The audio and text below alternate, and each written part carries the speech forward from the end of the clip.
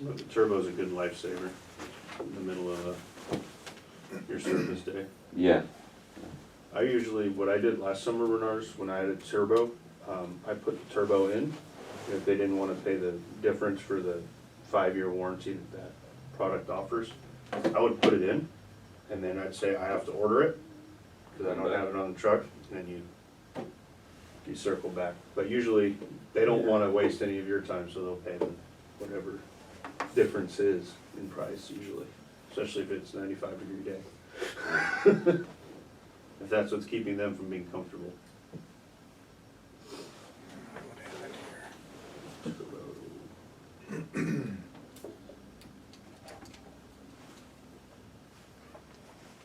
TV on? Yeah, I had it on earlier, unless someone turned it off. Yeah, it's 5342 Oh shit. for the big one. That's pretty. And then the bigger one, I can get 5 regular ones for that. the taller one is 71. Hi, good morning, everyone. Yeah, maybe we'll Morning. just 2 of those is $120 some dollars. All right, so I saw this. I was looking at something that was pretty cool, not real expensive, but I wanted to kind of show you guys for safety purposes. You know, I'm under the impression that we are not being as safe as we can be when it comes to lifting, you know, things up into the attic, right? We have systems we're bringing up into the attic. There's a lot of different ways to do it, but I want to make sure that we're being safe, and not only for ourselves, for our own safety, but for the equipment's safety, right? So there's all kinds of things you can do to bring a system up in the attic. This is just one system. They're like $150, but the thing lasts you forever. I mean, you can use it every time you go, so. Split heat pump we're taking out and putting a new one back in. Want to see this There's a little new one down system there. here is pretty cool. And I have hurt my lower back about 2 months ago and got some protruding discs in my back, pushing against nerves. And I think I'm healed of that now. But anyway, we're going to be lifting this air handler with this new piece of equipment that I purchased. Basically, it's got a pin right here that goes in. You torque this down. Same thing on the other side. And then you can put a screw in just for backup. And I didn't put them all the way in. They really didn't need it, but I'm just putting that in for backup. It's called the Attic Pro. And there it is right there. The Attic Pro Utility Tool. H85-894. Maximum of 250 pounds. I'll show you guys how this works. So there's a little tab here. You can do it so it'll go down, you can do it so it'll go up. So now it's in the up position. Pretty simple tool. Wheeling this thing up. Still need a second person down below to kind of guide it. And he's going to spin it around so it can fit through the attic door. But I got to get it off the ground for him first. If that was a furnace, it wouldn't fit. Not through those.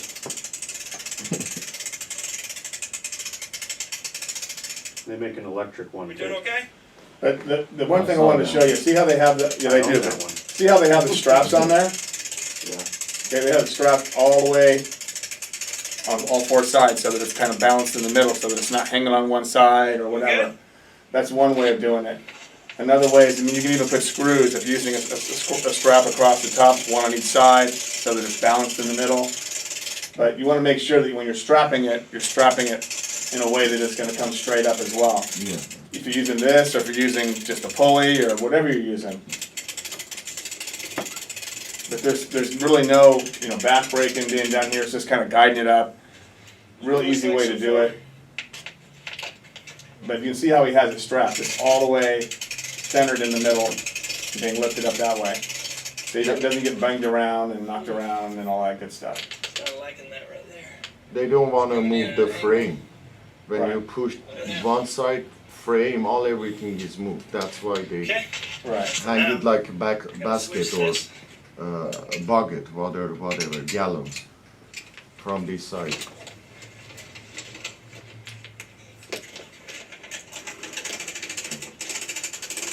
Sir, you said $150? Yes. There we go. So this is basically how we strapped it on there. Got these little cheap straps that come with it. Wrap all the way around the air handler. So the reason I want to do this is because I've been hearing from different people. So it wasn't the first time last week, but how some of these things are being lifted and so on, and how we know about one that almost fell on Bryce. Going up or going down, it doesn't make any difference. I just wanted to kind of throw that out at you guys and talk about a couple of different options. I mean, I've seen people do, even if you're strapping something over, up in the attic and it's coming up, it still needs to be strapped so that it's centered, so that it's safe. Even a set of straps, they're not that expensive to have a set of straps, rather than, a rope that is just, try to tie it onto a corner or something and not done real well. So just take a little bit extra time, make sure you guys are safe with this, because the last thing we want to do is have that fall on somebody, new or old. If it's a new machine, now we're up a creek because now we got to go buy another system, but even one that's being taken out, the same thing. Let's please be extremely careful with it, make sure we're doing it properly and safely. So yeah, Kevin was talking this morning about, I heard him kind of talking this morning about capacitors and having R410A in the trucks and stuff like that. So we do want to have one can of R410A in the trucks. It's been the R22 on the other hand. I'm not going to have one for every truck because that's really expensive at this point. So we'll have one at the shop, and then we'll have to just use that as needed and be able to get that out to the jobs. But the R410A is a lot less expensive. It's like $80 a can, I think, something like that. So we can do that for each truck. And we should be, on the R22 systems, we should be considering conversion at this point, or replacement. Letting the customer know that the refrigerant is out of production completely in 2020. That's 6 months from now. And that, we're not going to be, we'll be able to get some, but it's going to be very expensive. And really, retrofit is really, in my opinion, maybe on something 9 years or less. Anything 10 years old, I'd probably be considering full replacement at this point.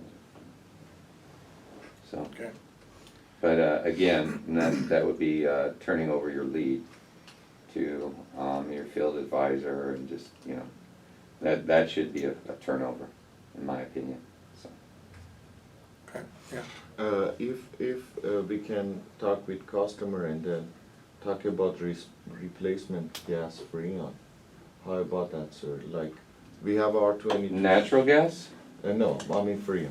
We have a R22, but we can replace it like with 407 or MO99 or something. Yeah, that's what I just said. We can recovery. That's what retrofit is. Okay. Retrofitting to the new refrigerant. Okay. Not the 410A, but retrofitting the existing system. So we have to make sure it's a POE oil. Is that correct? There's, I'll keep it brief because there's a lot of ins and outs to it. So there's typically an R22 system that is on the newer side is already going to have a POE oil based compressor. So any of the retrofit options are available. You got 407C, MO99 I don't recommend, No. 422B I don't recommend, but you can use either one, or 427A, which is the closest match. The only production one that's offered, as in they have full condensers manufactured in it, is 407C. Yeah.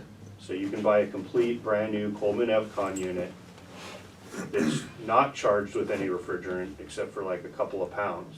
So it's basically a dry unit.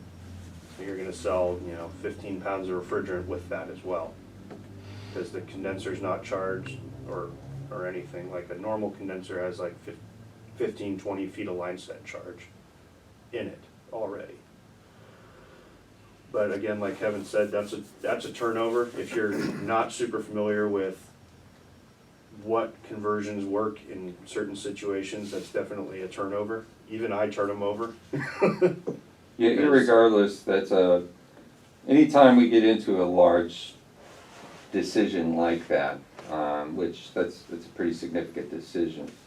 And, you know, if the unit's several years old, I'm fine with you guys just selling a conversion. You're fine to do that. But if you're converting a system that's older, we need to have a conversation with the homeowner from, you know, just say, you know, Advice. our policy is the manager has to come out and improve this because of the age of your equipment, something to that effect. And then get me out there because I'm gonna show them the pros and the cons and make sure they're making an informed decision. That's all that is about. And, you know, 9 times out of 10, the best decision is replacement when they get past 10 years old. Well, prime example was the one that we went on for Ryan, the rooftop unit. Right, she really needed to, you know, because the coil itself was under warranty, the leak was under warranty, but the cost to the labor was not, obviously, so, and then she had to wait 3 or 4 weeks just to get a coil, you know, and it just didn't, I went out there, and we went out there with the intention of giving her the options, that's what I was there for.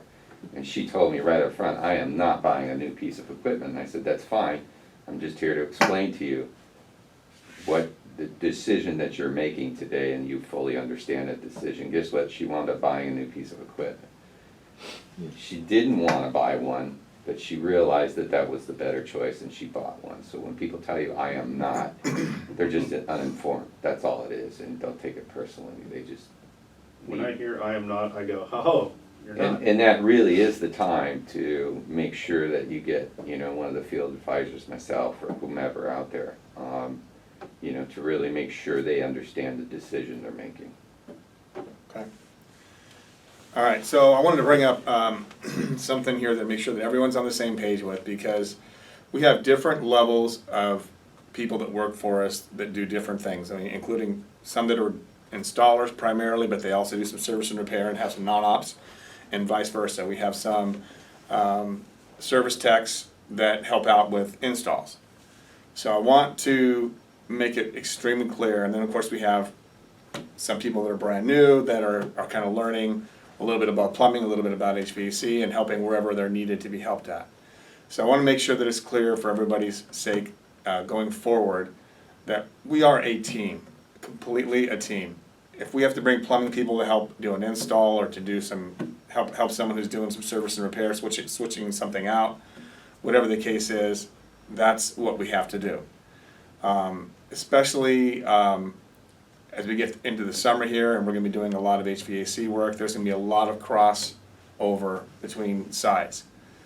And whoever's job it is, so for an example, if it's Mike's job, and Mike is the lead tech on the job, then Mike is in charge of the job. If Mike says, hey, I need you to meet me here at the shop, we're going to take out equipment from the truck, and then we're going to go and pick parts up, you need to follow his instructions. If Renars is in charge of something for whatever the job, same thing. If Renars says go do this, go clean this up, clean the back of the truck up, whatever it is that needs to be done, you're going to do that. That's what's expected of you.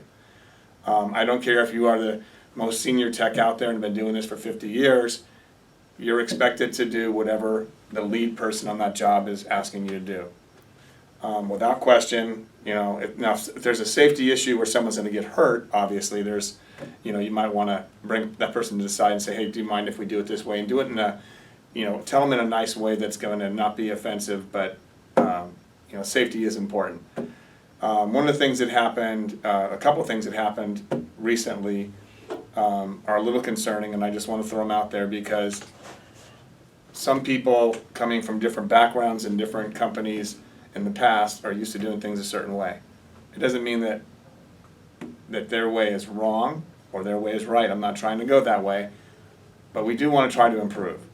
So when you see something that's not going to affect someone right this second, it may not be the best way of doing something, I expect that to be brought up in our meetings or brought up to Kevin directly or me directly, that we can bring it into meetings and we can talk about it. If it's something that's going to affect safety right away where someone's going to get hurt, I expect it to be brought up right away. right there on the job site with the person who's in charge, which if Mike was in charge, then it's Mike's job, you let Mike know, hey, Mike, we're doing something that's not safe, can you please, and then I would expect that to be acknowledged and taken care of so that no one's getting hurt, because that's the last thing we want to happen. And that includes safety for a customer's house or a customer's property or whatever. So if we are going up in an attic and we're gonna be using a torch, what should we have with us at all times? Fire extinguisher. Every single time. A fire extinguisher every single time. Okay? If you're soldering even outside, you should have at least a water bottle with you, very least, if not a fire extinguisher. If you're soldering for, doing plumbing outside. You never know what's gonna happen. So have your safety, thoughts planned out ahead of time, what you're gonna need. Don't, bring an acetylene torch up in an attic and don't have a fire extinguisher. It just doesn't make sense. I know you may think that you're just so good and everything else, but it doesn't take much dust or something up there that you don't even know is up there that's combustible, and next thing you know, you're in a situation that you can't get out of, okay, without causing damage to yourself or to the customer's property. So please think about that when you go up there.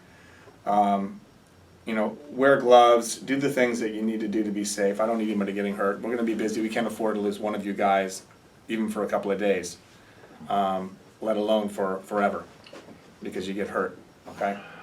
We don't need to burn someone's house down or, put something through the roof or through their ceiling, however you wanna look at it.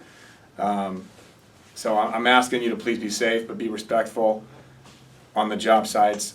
If you have an idea and there's time to share it, that's fine, but we can't be stopping the job every couple of minutes because we see something that we're used to doing one way and they're doing it a different way.